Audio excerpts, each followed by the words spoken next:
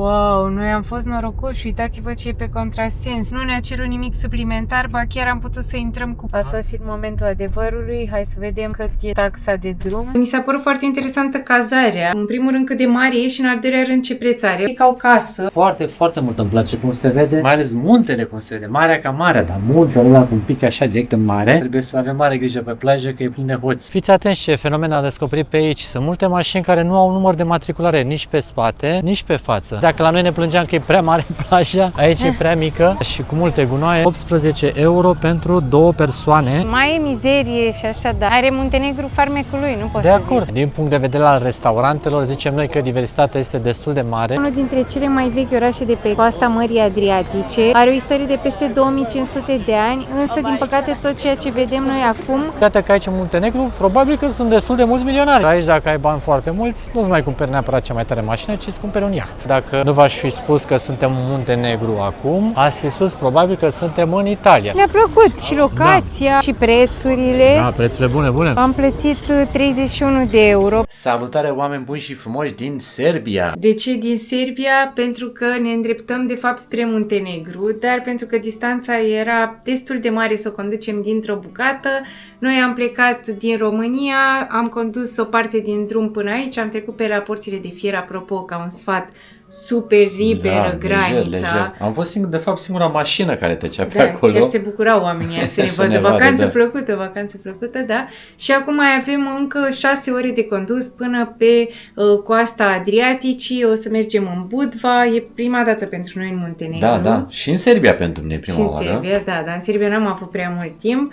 Însă până să fărăm cu noi pe drum și să vedem Muntenegru, ni s-a părut foarte interesantă cazarea la care am dormit azi noapte. În primul rând cât de mare e și în al doilea rând ce preț are. O să vi-l spunem la final, dar hai să vă facem turul. Hai, exact. la tur. Hai că lăsăm partea asta la final. Exact. În primul rând că noi nu suntem singuri, o să vedeți că mai călătorim cu cineva și de aceea avem unități de cazare atât de mari. Practic acum stăm într-un fel de apartament, dar de fapt e ca o casă, că sus stau gazdele și avem și curte. Acesta este dormitorul principal. E mare, patul ăsta e uriaș. Îmi place și oglinda aia din colț. E distractiv că ai inclusiv pat pentru copil. Bine, dacă poate sunt familii care vin cu copilul, da. Pentru că o să vedeți la final că din punctul nostru de vedere, după ce vedeți turul, o să considerați la fel ca și noi că aici ar încăpea cel puțin 6 persoane. Exact. Uite, ne-au lăsat și biblioteca aici, dacă vrei să citești ceva, dar trebuie să... În sârbă. Așa. Aici avem celălalt dormitor. Deci această cameră este foarte, foarte mare. Dressing-ul, tot ce vrei. Aici avem baia. E pe veche, așa să zic, stilul, dar nouă ni se pare autentic. E foarte colorată. Da. Își face treaba. Așa. Ne-au lăsat și mașina de spălat. Adică ne-au lăsat-o, dacă puteau să o ia sus. Alex e foarte încântat de tot ce ne-au pus la dispoziție gazdele, dar de fapt așa e unitatea asta de cazare, n-au făcut nimic special și acum ne-am întors în locul de unde am plecat. Asta este sufrageria, unde la fel, dacă am trage canapeaua asta, ar putea să doarmă cel puțin o persoană, dar poate chiar 2 mai mici. Și e foarte mare zona, avem televizor, masa asta la care deja vedeți că se lucrează e funcțională, ne-au lăsat cafea, ne-am făcut cafea, avem o bucătărie complet utilată, adică am fi putut găti, dar nu stă mai mult timp și... Ia uite, ne-au lăsat și frigiderul. Un frigider mare, dar serios, bucătăria asta e printre cele mai mari, adică e un apartament în sine aici, chiar poți să vii să locuiești cu familia, chiar văzusem un review în care ne spuneau 2 oameni că au venit cu cei 4 copii. Mamă, deci da. 2 adulți și 4 copii, dar din punctul meu de vedere pot fi și 4 adulți și 2 copii. Da, și lejer. 5 adulți, lejer, da, noi suntem 3 adulți. Uite, mi-mi place ce vedem și afară, hai să ieși un pic și la exterior. Iar aici avem și o curte, chiar e distractiv că se aud cocoșii și găinile, așa Da. ne-am trezit noi astăzi pe cântecul lor. Uite, avem balansoar, masă, iarăși pentru copii locul ăsta de joacă. Arată senzațional toată curtea asta, adică îmi place tare mult că e îngrijită. Uite, văd că au și roșii pe aici, au răsaduri de dovlecei. Da. Sunt foarte harnici oamenii. Și partea bună e că am avut și loc de parcare. Da, Am uite, venit chiar acolo. aseară, am ajuns destul de târziu și ne-au așteptat oamenii, ne-au arătat unde să parcăm. Le-am cerut cafea că nu mai era, da, foarte de treabă. Iar surpriza e că pentru acest apartament plătim doar 30 de euro pe noapte. Adică 150 de lei aproximativ, un preț incredibil de mic. E clar că să conduceți din start 12 ore nu ar fi recomandat, așa că puteți să împărțiți drumul în două și să faceți o pauză aici peste noapte. Da, așa că hai să mergem, că noi avem de condus hai, 6 mai avem 6 ore. Hai!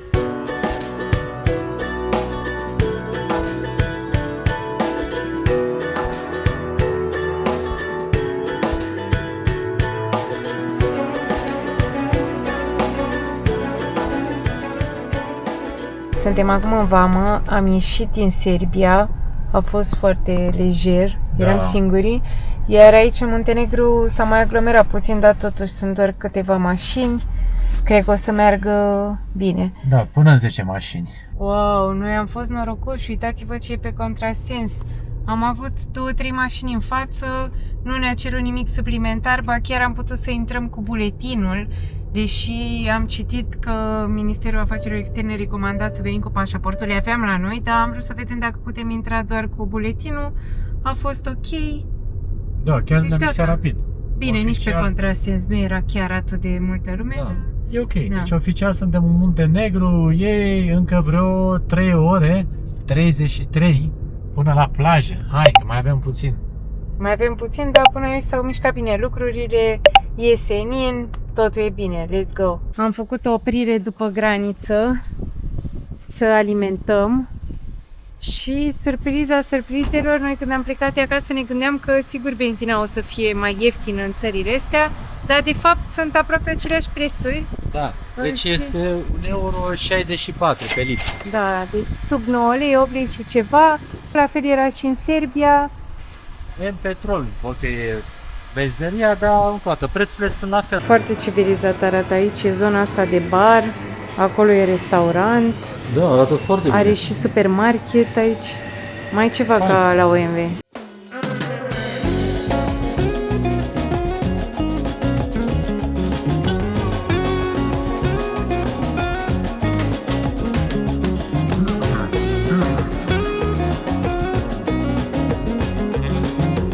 Ia uitați-vă ce frumos arată drumul și ce infrastructură este aici în Muntenegru. Bine, n-am mers numai pe autostradă. Au fost destul de multe zone în care am mers printre văi, destul de greu drumul, dar uite-te și în dreapta, Yasmin. Ce frumos e peisajul, ne apropiem de capital acum. Și avem parte de autostradă care merită toți banii, pentru că da, este contra cost. De fapt nu știm cât avem de plată, că ți se dă o cartelă din asta la intrare și în funcție de distanța parcursă afli la final. Noi punem pariuri aici în mașină cât o să fie. Da, uite, eu zic că o să fie undeva la între 3 și 5 euro. Voi, ce părere aveți? Păi stai să zicem cât vom fi mers, cred că 40 ceva de kilometri. Da, cam 40 ceva de kilometri și eu zic că între 3 și 5 euro. A sosit momentul adevărului, hai să vedem cât e taxa de drum. Nu știu dacă e afișat aici, pe categorii. Sperăm că putem să plătim cu cardul. Da, poți plăti. Ia să vedem. Ce? Card? Telefonul cu card și ține. 50, ok. E bine. 3,50 €. 3,50 €. Da, dar e standard, de fapt, dacă ești mașină mai mare, plătești mai mult din ce am văzut. Ok, thank you, bye bye. Bye, gata, super. Da, e bine că se poate plăti cu cardul. Noi în Serbia am mai avut o taxă de drum, tot așa se face cu cartelă. Am mers 100 de kilometri și atunci am plătit 4,50 €. Dar nu știam dacă aici o să fie costurile mai mari. Pentru jumătate din distanță am plătit totuși aproape la fel, deci e puțin mai scump aici. Da, însă autostrada a fost ireproșabilă. Singura mea mențiune este că peste tot a fost limită de 100 de km la oră. Da. Pentru că erau și multe tuneluri și serpentine. Dar peisajul a fost chiar superb. Adică am avut ce să vedem din punct de vedere al peisajului. E absolut incredibil ce se întâmplă aici. Vrem și noi să ieșim din capitală și e un mic accident și oamenii efectiv și-au lăsat mașinile, au blocat o bulevardul ăsta și uite, mulți merg pe trotuar ca să poată să avanseze. Cred că într-un final și noi va trebui să facem același lucru, pentru că ei nu se gândesc să împingă mașinile astea mai încolo, să putem și noi să trecem. Ba hai că unul văd că într-un final au reușit să o miște, că parcă zici că Doamne, deci nu vine să cred așa ceva. Deci au lăsat, uite, și au blocat totul aici. Și noi acum trebuie să facem off-road ca să putem să trecem de ei. Doamne. Ține un pic, te rog, că trebuie să mă urc pe trotuar. Nu cred așa ceva. Ba da. Să ne stricăm puii mei mașina să văd așa ceva, văd. Stai puțin că văd că s-a făcut și ambuteiaj, uite ăsta din spate lângă tine se bagă și rău dată cu tine. Păi da, dar uite-te și uite. Să ne spargem baia de ulei pe aici ca să... Hai grijă să ne stânga, mă, ce? Vezi că vine și ăsta, ai grijă. Iubire, vezi că intră în... Mă! Mă, dar chiar nu vede, mă, și ăla nu te vede. Doamne, intrase în noi de tot! Bă, dar așa ceva, mă, nu, deci nu... De la merge, n-ada asta. Doamne! Băi, nene, dar duce din voi, și-a pus și sucul pe mașină, mă, uite-le. Și-a pus sucul pe mașină, uite-te, ești tu super Bă, dar de chill. ce nu mutați, mă, mașina asta, stăm ca proști așa? Am făcut un mic popas, că era mai mare păcatul să nu vedem și noi de aici de sus stațiunea. Ia uitați-vă ce interesant pe acolo, bărcuțele se plimbă și tot golful ăsta este absolut superb. Noi venim de pe acest drum plin de serpentine, de pe acolo, de pe sus, de prin munți am venit. N-a fost un drum ușor, dar fetele au rezistat cu bine, ia uite-le ce voioase sunt, da.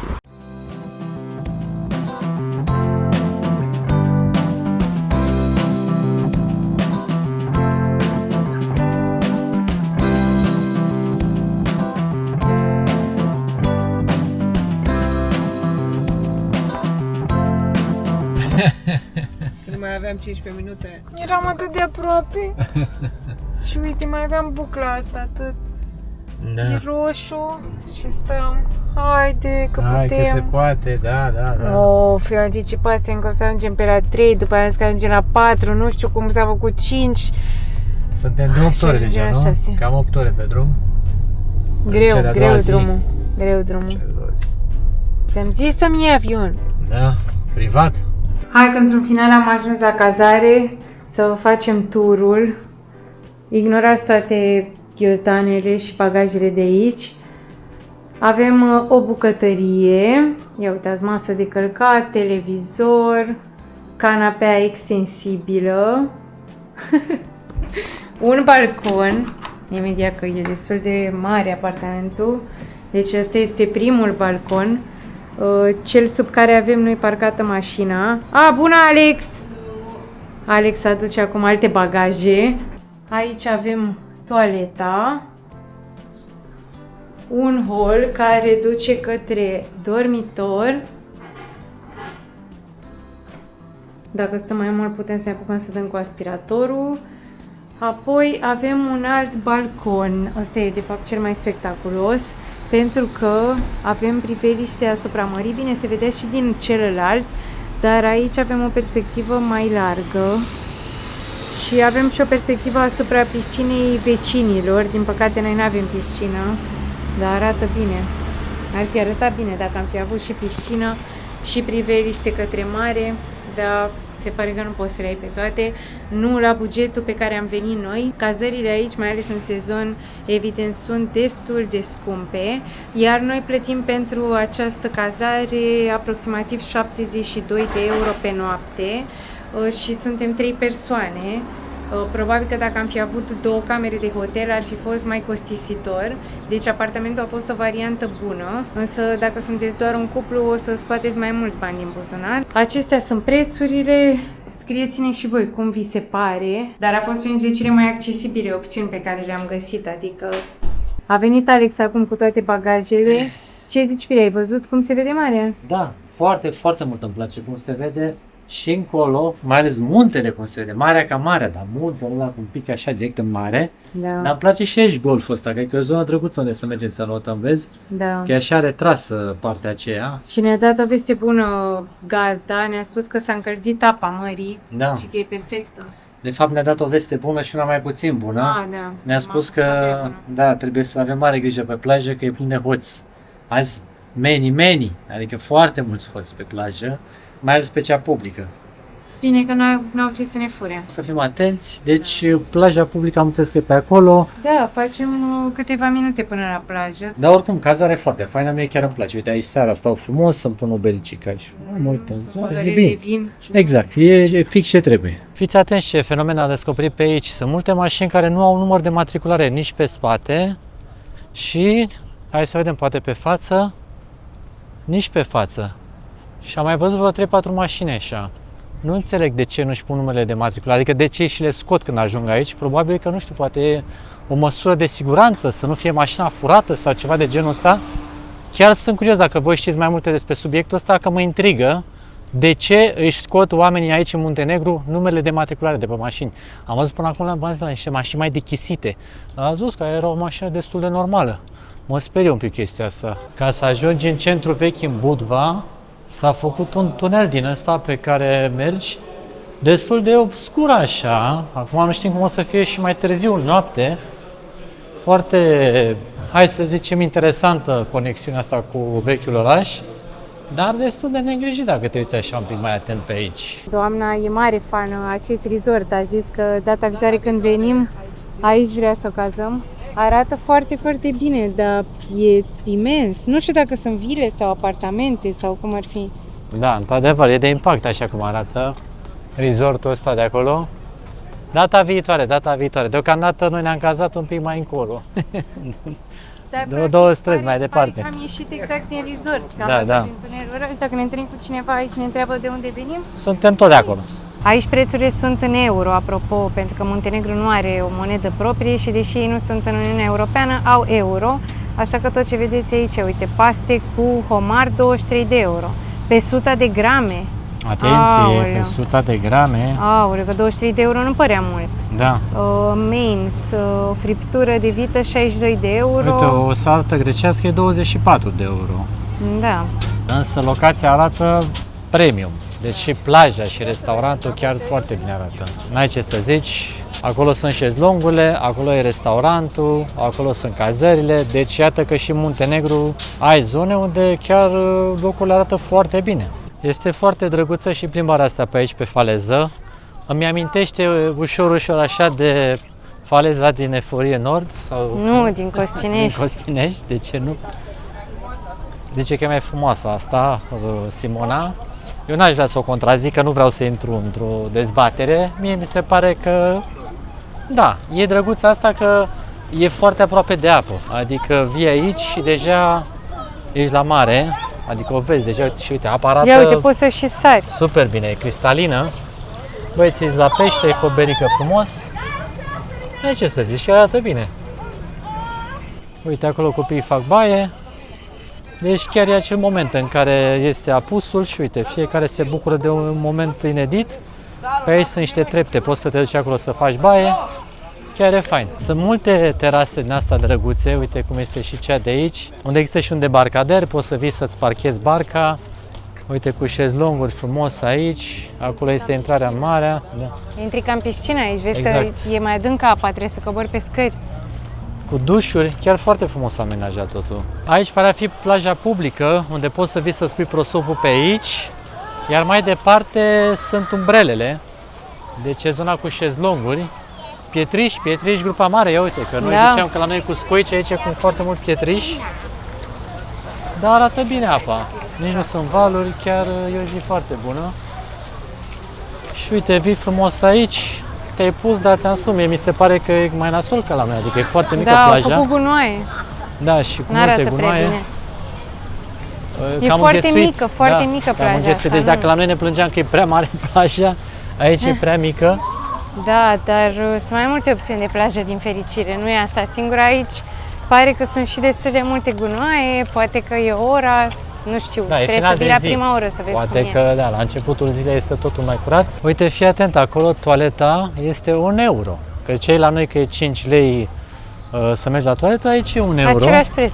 Încă nu am aflat prețurile de la șezlonguri, pentru că n-am fost încă la plajă. Mă uitam cu Iasmin pe aici, că litoralul nostru e mult mai îngrijit. Adică uitați-vă un pic ce moloze pe aici.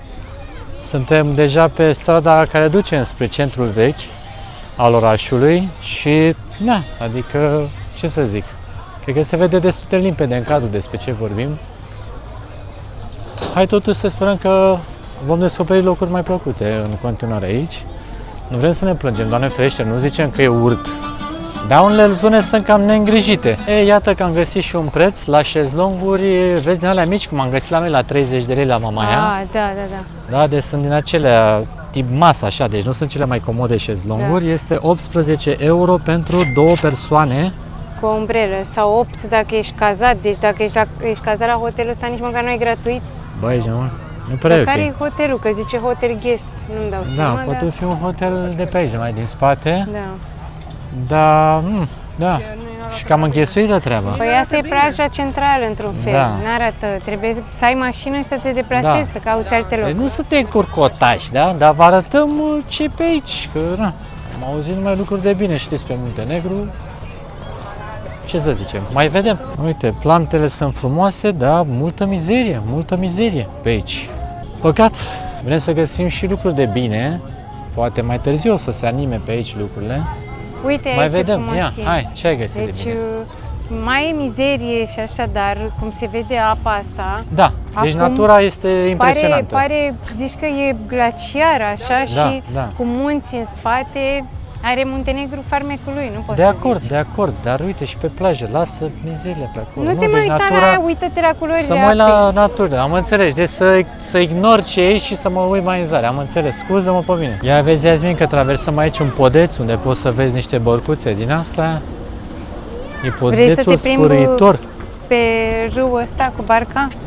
Da, arată foarte bine, m-aș da pe el, aș face rafting. Căutăm disperați și un magazin să cumpărăm și noi o apă de vreo un sfert de oră, spre 20 de minute facem asta și nu prea am găsit. Sunt unele locuri care arată așa destul de învechite, de cum este și aici pe dreapta. Am găsit apă într-un final, 1 euro. E ok, adică fix aici pe plajă. Uite, pe aici am găsit o terasă așa mai pe stil vechi, frumos, curată, aranjată. Acolo era și un domn care cânta live. O înghețată cam 1 euro, văd că este media aici. Dar imediat cum pășim un pic mai departe, vedem multe construcții încă neterminate pe acolo și în zona aia sunt tot felul de mese aruncate de, nu știu, parcă i-a surprins sezonul ăsta pe oamenii de aici. Pare că a venit ceva așa foarte pe repede înainte și azi băi, dăm drumul așa cum e. Uite, terasa asta în schimb plină. Asta chiar arată bine, la fel cu un domn care cântă acolo frumos la chitară. Pleșcovița. Uite, 12 euro. Să ținem minte aici că e 12 euro Pleșcovița și terasa e plină. Deci locul ăsta chiar se prezintă bine. Uite că e drăguț că aici în zona portului este și o roată unde poți să vii, să te urci, să vezi de la înălțime tot peisajul. Sunt din ce în ce mai mulți oameni pe la terase și arată foarte drăguț acestea, uitați-le și de acolo și pe aici. Deci cu cât suntem mai aproape de zona veche a orașului, cu atât pare că totul devine și mai animat și mai frumos. Și da, roata asta chiar e de efect. În schimb, vă invit să observați cum este și acea construcție de acolo. E clar că probabil cineva a pus ochii pe ea ca să poată să o dărâme și să construiască. Vă dați seama cam cât valorează terenul ăsta de aici. Nu se fac acele construcții de acolo. Deci se vede că sunt și la ei destul de multe zone în care clădirile abandonate și vechi sunt destul de distruse și probabil că așteaptă noi investitori. Iar pe acolo, prin zona cele mai îndepărtate, se vede că se construiește cam peste tot, fiind încă o dată totul foarte aproape aici de faleză. Au și palmieri. Ia zi, bine, ce faci? Cum te simți? Eu mă uit acum tot la culoarea apei, uite cât de frumos e acum, e un albastru, așa indigo aproape. Da, Vezi? pentru că acum se lasă apusul și, într-adevăr, culoarea apei chiar este deosebită. Și se reflectă muntele în ea. Da. Deci partea asta de munte atât de masivă acolo și cu insula aceea pe care pot să o văd în zare cu vegetație și jumătate cu piatră, chiar creează un spectacol cu totul deosebit. Ce elegant este și acest restaurant, uitați ce frumos e așa totul amenajat. Și v-am spus, aici în zona portului, aici e cam cel mai tare, vezi ce frumos e totul amenajat, stai frumos acolo, mănânci. N-ai ce să zici. Deci chiar din punct de vedere al restaurantelor, zicem noi că diversitatea este destul de mare și poți să găsești foarte multe zone unde să poți să te așezi, să mănânci ceva bun. Deci dacă vreți să încercați ceva inedit și reprezentativ, aici la port e locul. Da, mai vedem, poate mai găsim și altele. Dar până acum aici îmi place cel mai mult. Ce frumoasă e barca asta de pescuit, toată așa din lemn, foarte, foarte elegante bărcile de aici din port. Și îmi place să văd și viața marinarilor. Uite, de exemplu, domnul ăsta spală puntea, că vorba aceea, cam asta este procedura. Când ajungi în port, speli puntea și aranjezi barca pentru următoarea expediție. Și, uite, altcineva care la fel respectă procedura de spălare. Deci e momentul acela în care se pregătesc bărcile pentru următoarea zi. Am reușit într-un final să ajungem în orașul vechi și ne bucurăm că nu s-a lăsat de tot lumina, pentru că voiam să admirăm puțin orașul atât ziua cât și noaptea. Acesta e unul dintre cele mai vechi orașe de pe coasta Mării Adriatice. Are o istorie de peste 2500 de ani, însă din păcate tot ceea ce vedem noi acum este reconstruit pentru că a fost un cutremur foarte mare aici în 1979 și a distrus aproape tot orașul. Dar au respectat arhitectura și arată ca un oraș medieval. Într-adevăr, uite ce frumoase sunt zidurile astea, chiar excelent reconstruite și mi-e place foarte mult că aici este și zona cea mai tare să-ți parchezi barca. Nu o să mă apropii prea mult ca să nu deranjez proprietarii acestor iahturi, care se pare că își petrec seara pe terasă. Dar ăsta e locul în care vrei să fii dacă ai un iaht, aici e parcarea pentru cele mai șmechere embarcațiuni. Așa, lejer, pot să vă spun că ceea ce vedeți acum în cadru sunt bărci de câteva milioane sau zeci de milioane de euro. Deci iată că aici în Muntenegru, sau poate nu numai, dar văd că multe dintre ele sunt sub pavilion de aici din Muntenegru, au steagul ancorat. Deci iată că aici în Muntenegru probabil că sunt destul de mulți milionari, iar aici dacă ai bani foarte mulți, nu-ți mai cumperi neapărat cea mai tare mașină, ci îți cumperi un iaht. Terasele sunt și aici foarte frumoase, foarte elegante, mult mai elegante față de cele pe care le-am văzut din portul acela mai micuț de la început. Aici se vede că arată mult mai bine. Și poate noi acum o să mergem în cetate, aș vrea să putem să depășim zidurile astea. Da, noi acum vrem să depășim zidurile acestea și să intrăm în interiorul cetății, pentru că de fapt acolo este toată acțiunea. Ia uitați-vă ce frumoasă și autentică este această intrare în orașul vechi. Deja începem să vedem că totul seamănă cu Italia, Budva fiind destul de mult timp sub dominația venețienilor, ei fiind și cei care au dat această arhitectură, pentru că dacă nu v-aș fi spus că suntem în Muntenegru acum, ați fi spus probabil că suntem în Italia, da? Deci de aceea.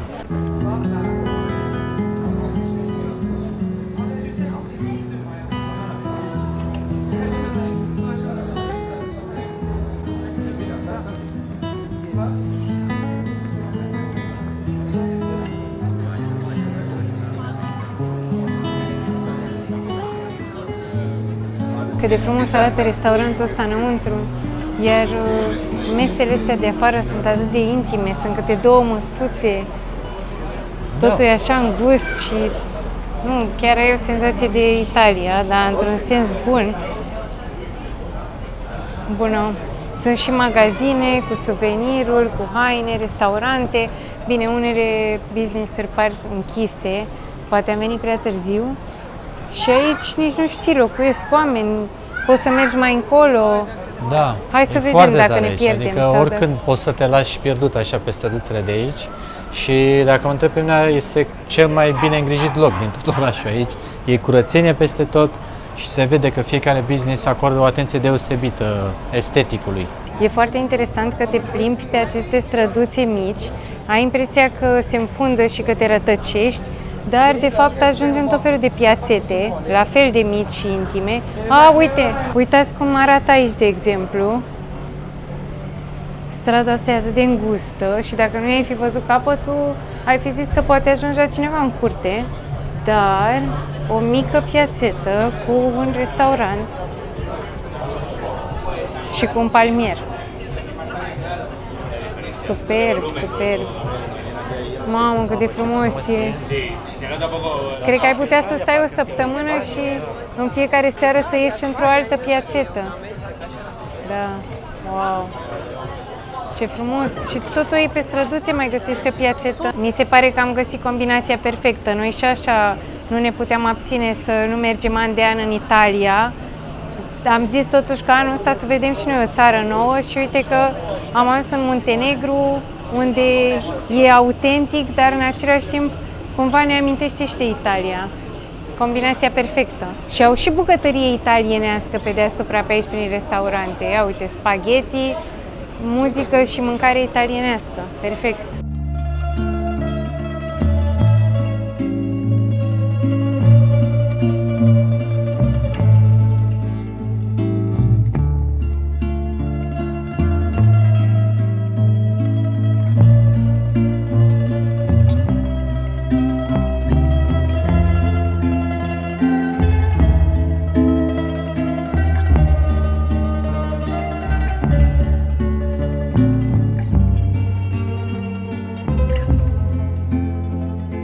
A găsit Iasmin un loc foarte recomandat, Pasta Bar. E bine că nu prea e aglomerat, sunt doar câțiva oameni care așteaptă. O să ne se lungească și nouă urechile așteptând. Stăm la o mică coadă, da, așteptăm un pic să se elibereze. Destul de faimos locul ăsta, dar hai să vedem, poate are sens să așteptăm, vedem. Ne-am așezat până la urmă la un restaurant lângă apă, nu mai suntem în orașul vechi, pentru că era coadă mare acolo la acel restaurant cu paste, era faimos și nu am plecat cu regret pentru că erau și prețurile foarte mari. Da. Deci rămânem cu mai mulți bani în buzunar, poate, nu știu, aici am impresia că e puțin mai accesibil și e foarte frumoasă priveliștea. Da, adică este excelentă, pentru că, uite, chiar acolo sunt pești prin apă. Poți să dai la pește ce prinzi, captura zilei, vezi, iei de acolo frumos și pe farfurie. Și mai accesibil. Și mai accesibil. A venit mâncarea, ne-am luat 2 porții de paste, că am rămas cu pastele astea în gând. Eu am cu ulei și peperoncino, alio, olio, peperoncino. Aici cele cu 4 tipuri de brânză. Da, parcă. da, 4 tipuri de brânză. Așa, ne-am mai luat bere. Mamă, dar ce mari sunt berele aici. Bere După un drum așa de lung, Doamne ajută, locală. Locală, la draft, exact. Da. Și Simona cu o limonadă clasică. Este șoferul în seara asta. Ne conduce acasă. Da, și am primit din partea casei, adică nu știm aici cum se practică, dacă Da. o să ne pună coperto. Ne-au dat pâine și niște creme de brânză, uleiuri, ceva. Ne-a dat chiar o franzelă întreagă, adică o porție generoasă de pâine. Da, Ia. sper să fie bune, dar porțiile sunt gigantice. Ia uite. Ceea ce ne mi-a bucură. Cred că mi-a pus o cutie din aia întreagă de paste. E Serios? bine, e bine. Ia, că a venit un răpitor acum, ia uite, fii atentă că între timp nu stăm degeaba, este o întreagă acțiune aici. E safari. Da, e safari, ne uităm la viața acvatică. Poftă bună că mult a fost până aici, drumul a meritat deranjul, ca să zicem așa. Am mâncat foarte bine, porțiile au fost uriașe. Și până la urmă servirea a fost rapidă, deși noi citiserăm niște review-uri cum că se mișcă greu, că durează mult. Ne-a plăcut și locația și prețurile. Da, prețurile bune, bune. Am plătit 31 de euro pentru 2 porții de paste, 2 beri, o limonadă și copertă, dar în acea copertă de 1 euro de persoană ne-au adus și acele creme cu pâine, deci mi s-a părut un preț chiar corect. Având în vedere opțiunile din jur, credem că am făcut cea mai bună alegere. Nu e un preț incredibil de mic, dar se putea mult, mult mai scump.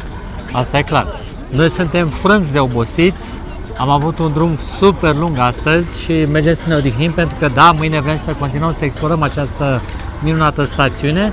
Până data viitoare vrem să vă spunem un călduros mulțumim din suflet că ne urmăriți. Nu uitați să ne lăsați și nouă un like, un subscribe, un comentariu și vă pupăm cu mare drag. Numai bine, bye!